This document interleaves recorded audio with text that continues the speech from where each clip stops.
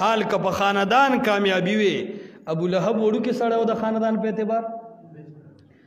عبدالمطلب بچے اور د محمد مصطفیٰ صلی اللہ علیہ وسلم خوږ ترو د رشتے په اعتبار لیکن د محمد مصطفیٰ مخالفت ته کار ویلو تاریخ والا لیکي د ظلمجاز په بازار کې د الله حبیب روان دی او خلکو ته وایي چې اے خلکو دا لات منات غزا او هبل ته او دې بوتانو ته او دې قبرونو ته چغې وهل به ستاسو د جهنم د تلو سبب وګرځي دا کارونه پرېږدئ وایي دې دا خبره کوي د شاته نه یو سړی دی پې پکاڼي ګزار هم کوي خلکو ته وایي چې د د مزغو دا کار ټیک نه دی نو یا کس وی چې ما تاسو کو چې دا مخ کې سوق دی دا رستو سوق دی وی خلک وی دا مخ کې چې دی دا چې کم سړی په پکاڼي گزار کوي او د بدن نه ویني بهیږي دا غنوي خبره چې کوي محمد علیه السلام چې ځان ته وی او خلک پاغه باندې ایمان وروړي دا رسول الله دی وی چې دا شاته نه به گزار کیږي دا څوک دی وی دا د دې لات منات غزا او حبل د ټولو زیارتونو لوی منجور دی دا ابو لهب دی دا د خپل تر دی خو مسله کې د خلاف دی ځکه پیدا کانو گزارونه کیږي دا سے مخالفت کول او د الله حبیب چې کله د حجاز پس مکه باندې د الله د توحید आवाज وکړو لومبه ابو لهب هغه سړی دی چې کله محمد مصطفی مسله بیان کړه دومره صداقت سره پاک وخت تیر کړو دومره خیسته ځواني تیر کړو دومره بے داغ ځواني محمد مصطفی تیر کړو چې هغه سرتیز خلکو ته توحید وي اغي بیا هم غږونه کو دا تر د اوس پاسې دو او دیوته وی تبا لك یا محمد سائر اليوم لهذا جماعتنا استاد دوار لاس حلاک شي او مات شي العیاذ بالله دې مسلې لپاره دې مونږ را جمع کړیو د کانو گزار پیړم به دې ابو لهب وکړو د دینه پس په بیا نورو خلکو گزارونه شروع کړل داو د توحید دشمن نو مرگ پہ اللہ سنگ راوست دا سے مرگ پہ راوست بل غٹ مصیبت داو چې څنګه رسول الله دعوتو چلو دے کور تلاړ د زامنو په نکاح کې د پیغمبر علیہ السلام دولوریانه وي فورا یې له طلاق ورکو پیغمبر علیہ السلام د وینو سر کور تلاړو ورپسې دولوریانه امراله جبونګه طلاق کړو دا ډیر د صدمه ورځ وا پیغمبر علیه الصلاۃ والسلام باندې دا ډیر د تکلیف ورځ وا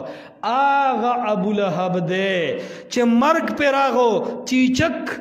دانه پر راوختا وجود د دانو ډک شو اور مړ شو چا درې ورځو پورې خخاونه چې د بوینه خلک تنگ شو نو رسې پکې واچولې زامن پر راخکرو د یو دیوال غاړه ته وګرځو دفن هم نه کو د لری نه پکانی وشتل پاګه کې پټ کو الله تبا کو امت ته خودلا چې اے خلقو ک په نسب کې کامیابی وي ک په حسن او جمال کې کامیابی وي ابو لهب د ور د شغلې غوند کې تک سور سپین دی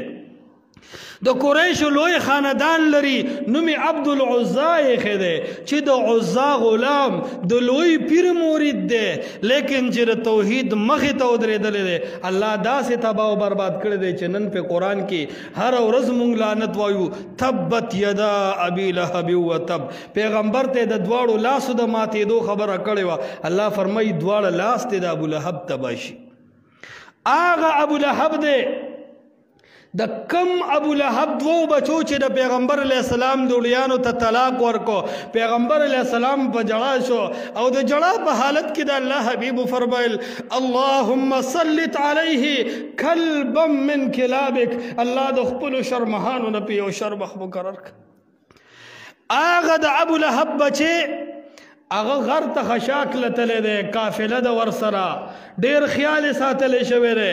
د قافلې منځ کې پلار کې شپراله د قافلې منځ کې سملاستو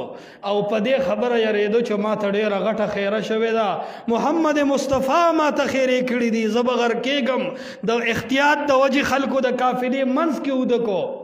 د ځنګل د زمرونه یو خطرناک زمری د شپې په منځ کې را روان دی په ټوله قافله را تیریږي ګډو ته څه نه وایي چیلو ته او بیزو ته څه نه وایي په ټولو خلکو باندې بوی کوي فورا د ابولهب په زوی باندې خوله ږدي او چې کله یې په مرۍ ورته خوله کېښوده یو چغې ته ویسته چغې سره چې قافله را ویښه شوه قافلې وی چغې مه وهئ دا زمری مونږ ته څه نه وایي دا چا رالیږلی دی دا سوچ سمجھ کر راغلی دی دا زمری مجبور دی دته د بره نه اډر شوی دی دا مونږ تاسو نشو خلاصولی چې زور یې ورکو سا یې ترې دکسې وباسو مرکنډ نه یې جدا کو دکه ابولهب دی د هغه ښځه ده د پیغمبر علیه السلام خلاف کې ولاړه ده ام دکه ښځه یې ده دی به د شپې خشاک راړو